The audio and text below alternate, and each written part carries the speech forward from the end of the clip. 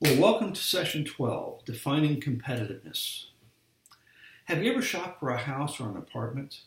Wouldn't it be easy if we were merely comparing dollars? We would obviously just take the cheapest house or apartment and move right in. But there are other things to consider. The size of the abode, the location, what's included in the price. Are utilities and other amenities included? What are the terms of the contract? And so on. In other words, the competitive market is not judged by dollars alone. Now, I'm sure most of you are aware of this. It's nothing new. However, we have a tendency to look at compensation only in terms of dollars paid, and we determine the fairness of our compensation only on how much we are paid. When I lived in Indiana, many of my friends and family worked for Eli Lilly and Company. Lilly is a pharmaceutical company, and they offer exceptional employee benefits. Their pay is certainly not under the market, but it's not excessive either. Most people in the community lauded Lilly as the place to work.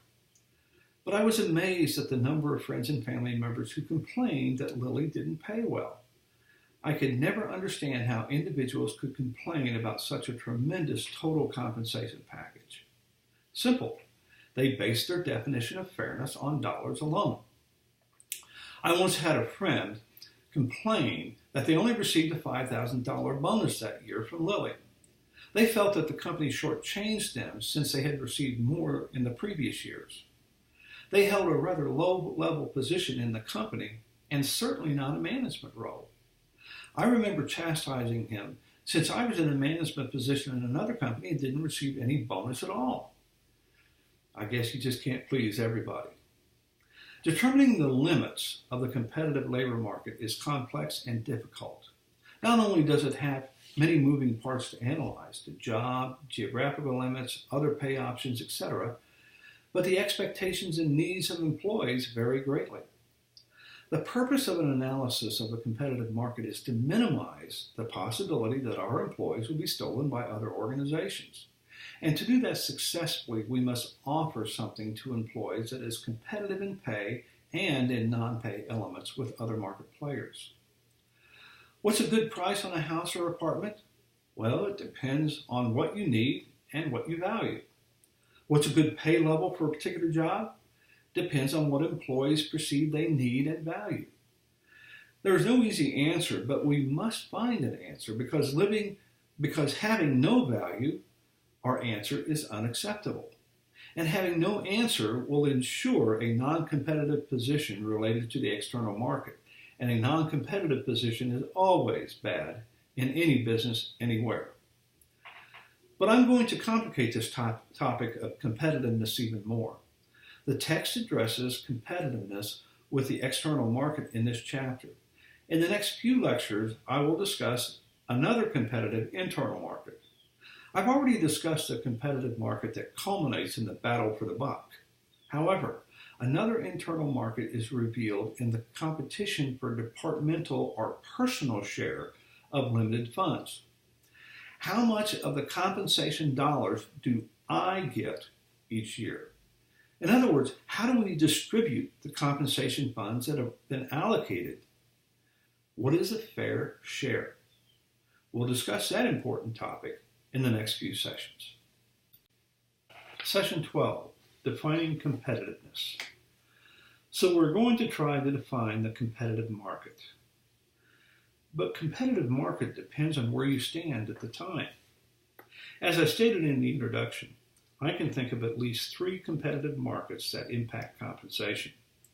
We've already discussed the first competitive market. That's the internal competitive market when HR competes with other departments and internal interests for the limited dollars available in the budget. I called that the battle for the buck. There is another internal competitive market as well. That is defined by individuals and departments vying for the limited funds that are earmarked for compensation of employees. Finally, the text will focus on the competitive labor market defined as our company versus other companies that may attempt to steal our employees, or the external labor market. Think about that second internal competitive market for a moment. Of the available funds, how do we distribute them to our employees? Do we distribute them with a central influence, Does upper management dictate through a matrix how funds will be allocated to individuals? Do we distribute them equally? In other words, does each person get an equal percentage or dollar amount of increase? Do we distribute the funds based on job performance, or do we distribute the funds using a combination of these methods? Our choice of these distribution methods has great impact on the success of our compensation program and on our organizational culture. In one of our previous sessions, I asked if you had been adequately paid or underpaid. Many of you indicated that at some time you had received adequate pay, but many of you also said that you had been underpaid or are currently underpaid. Now, I'm not doubting or questioning your underpaid assumption, but I would ask, underpaid based on what? Underpaid based on what you need? Underpaid based on what you want? Underpaid based on what you feel you deserve? Underpaid based on the market? Underpaid based on the organization's profitability? Or underpaid compared to your brother-in-law? Now, I have no doubt that you feel underpaid, that you are underpaid. However, the basis of that assumption is important to consider. As a matter of fact, you have little chance of fixing the problem unless you know where it originates. I bring this up because as an HR person, I have been approached by hundreds of employees and managers. Okay, hundreds may be a stretch, but lots, claiming that they or someone in their department is underpaid. Now, it's one thing to claim that a person is underpaid, but quite another to claim that a job is underpaid. But the basic question remains, compared to what? What is the relevant competitive market? Same thing at home. If I look at a car and say it's overpriced, compared to what? What's my base? I was looking for a new car and vowed that I would never spend $25,000 on a new automobile.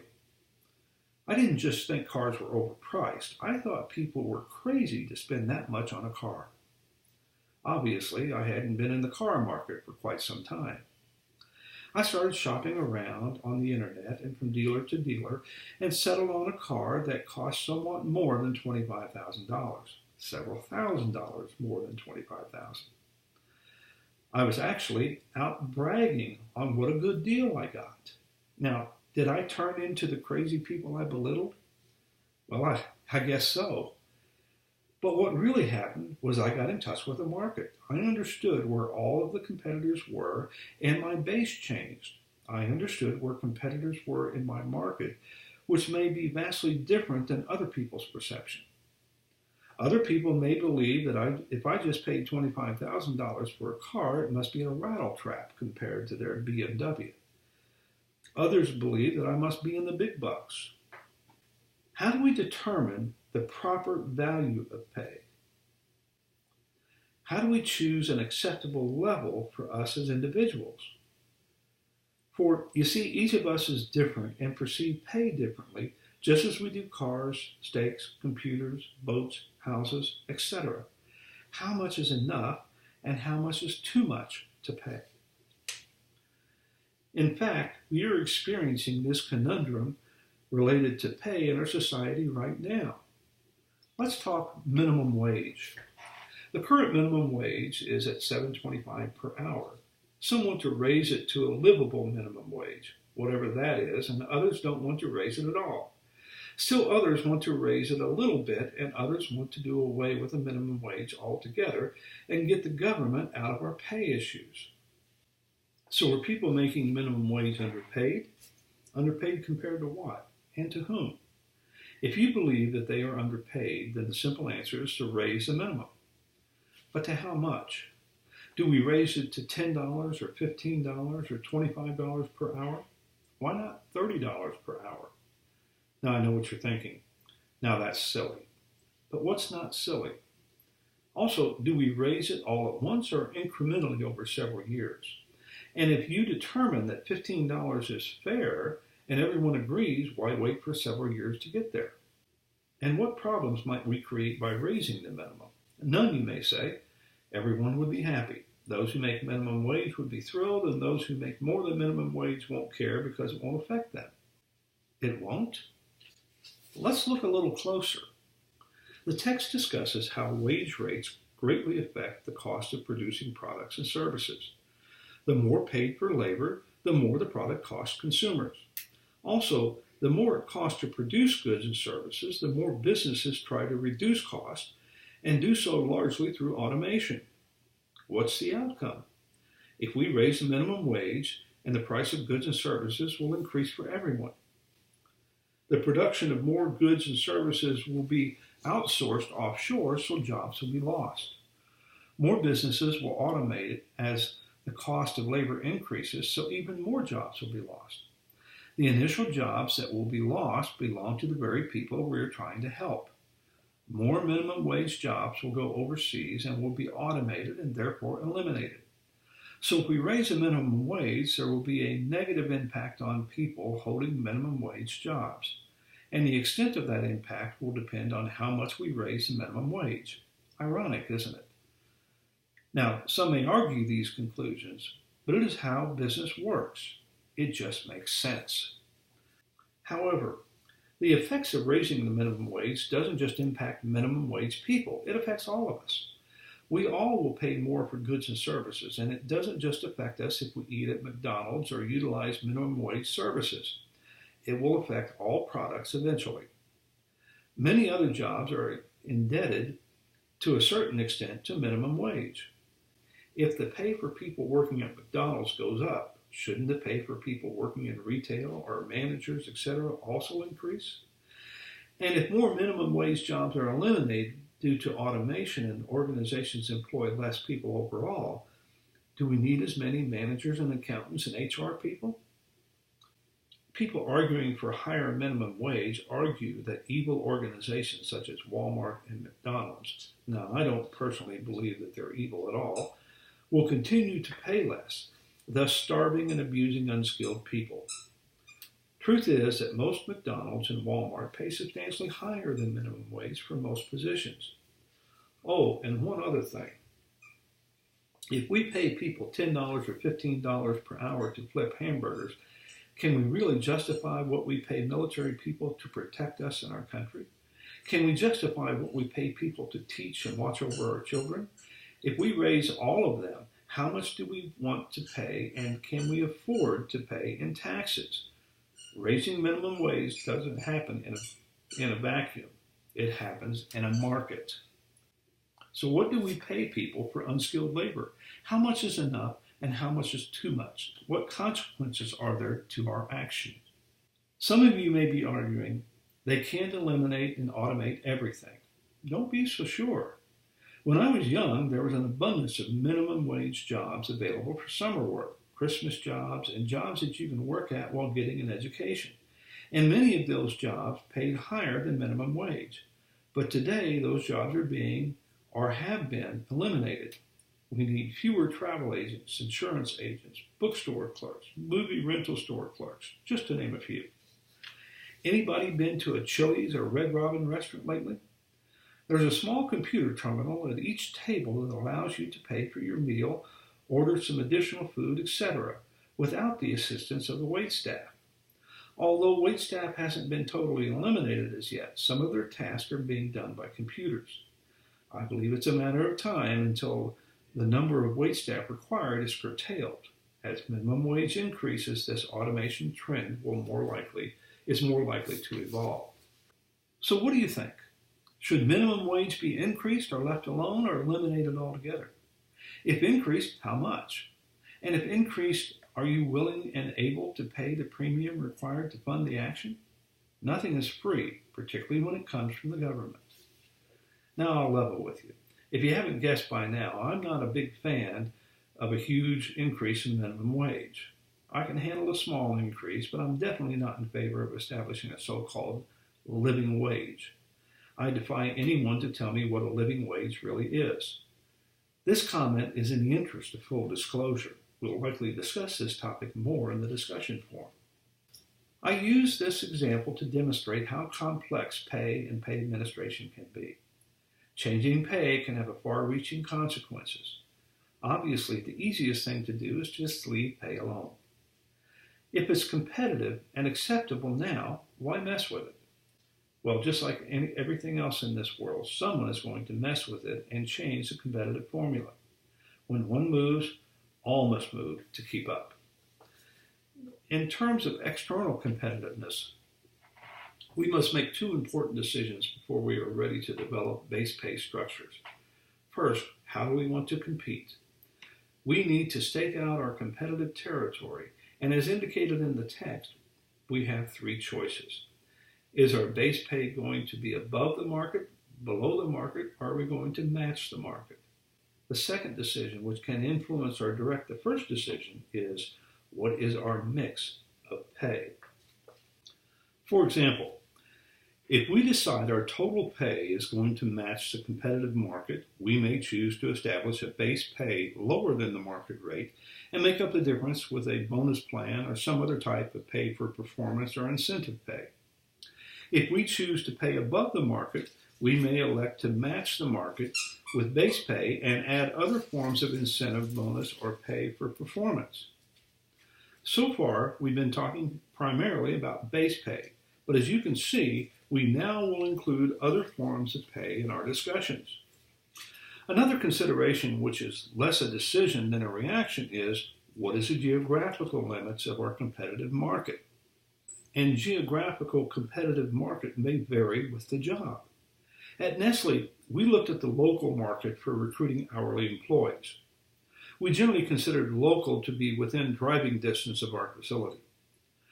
First-level managers were recruited on a local and regional basis. We may consider someone for a first-level manager position within the surrounding states of our location. Professional positions were recruited regionally and nationally. Different competitive regions were used in the same company depending on the type of job to be performed. How do we determine the geographical competitive market for each position? Simply ask yourself, who's going to steal our employees? It is highly unlikely that an hourly employee will receive a job offer from Kansas when we are located in North Carolina. However, if that employee is an engineer, Kansas is certainly in play. It follows that one reason to track the competitive market is to keep your employees from being stolen. And pay mix complicates that endeavor. If we're matching dollars, the task would be easy. Just keep even or ahead.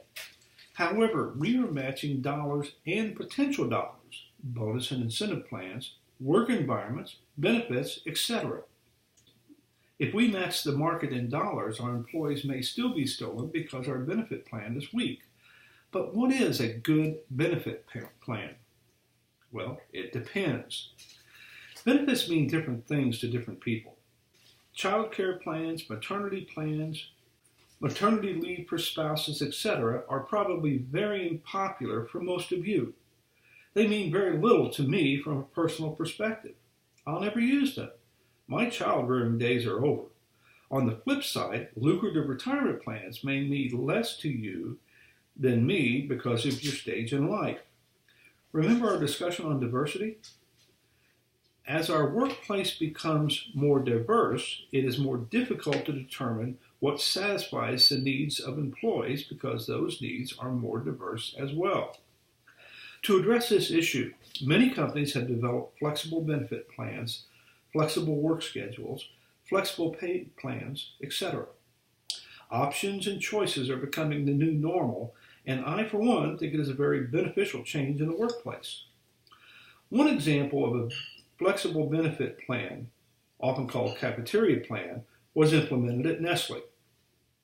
This is a brief description of that plan, but it shows how something such as the traditional benefit plan can be altered and made more flexible and attractive to a wide range of employees. Keep in mind that this plan was implemented in the early 1990s. Employees were allocated a certain amount of money each month earmarked for benefits. They could choose to spend the money on a list of benefits. For example, let's assume that each employee were allocated $1,000 per month to spend on benefits. The expenditure had to be committed each year and could only change under specific circumstances. The inventory of benefits may include Healthcare Plan Number 1, which is a comprehensive plan, $500 a month. Healthcare plan number 2, which was a good coverage plan, $400 a month. Plan 3 was $300 a month. Life insurance plan 1, which is a high dollar benefit, $200 a month. Life insurance 2, $100 a month. Dependents life insurance could be $100 a month. Child care, $200 a month. Elder care or help with parental care, $200. Disability insurance, $100, etc. There were other offerings, but you get the idea. They made their selections, and if they totaled $1,000 per month, the benefits were paid. If they totaled over $1,000 per month, the excess was deducted from the employee's pay. If they totaled less than $1,000 per month, the difference was given to the employee in their pay. Everyone received the same monetary amount of benefits, either in actual benefits or in money in the paycheck. Those who wanted more benefits were able to obtain more, but had to pay out of their own pockets. This plan equalized the inequity in benefit plans created in a diverse workforce with diverse needs and interests. Remember in my discussion of the battle for the buck? The barrel of money is limited. If the company pays money for certain benefits, they can't pay money for other benefits. As I said previously, I don't have children at home. My children are grown. Why should I pay for health care benefits out of my share of the pie when I will never use the benefit? I'm interested in retirement benefits at a high level. On the other hand, an employee in their 20s with 3 kids do not want to pay for high-level retirement benefits out of their share of the pie. The flexible plan described above allows all employees to invest to their own interests. In addition, the benefit coverage can obviously change as my life changes. I can emphasize one area of benefits when my family is young and another when my family is grown. What is the advantage of the plan to the company? Well, Nestle's benefit costs per employee were stable. We could plan on $1,000 per employee per month. In addition, our employees appreciated our benefits. They selected them annually and had a financial stake in each benefit. Needless to say, employees loved this plan. There are disadvantages to such a plan as well, but overall, it's a sound alternative to the traditional benefit plan we are used to seeing in organizations. In addition to such flexible plans, I believe we will be broadening the benefit plans to include domestic partners and other groups, and the inclusion of child care and elder care options. Some of these plans are already here, and their increased offering by organizations will be a result of public and social pressure, but also a desire to recruit more competitively. And of course, the result of fulfilling the needs of the diverse workforce. So I'll go back to my first question. If you are underpaid, or overpaid for that matter, on what do you base your opinion? Was the discrepancy a result of inadequate allocation of funds for compensation programs, or of unequal distribution of funds available, or an organization failing to keep up with the external competitive market? The reason for the discrepancy is important because the remedy is very different for each possible cause.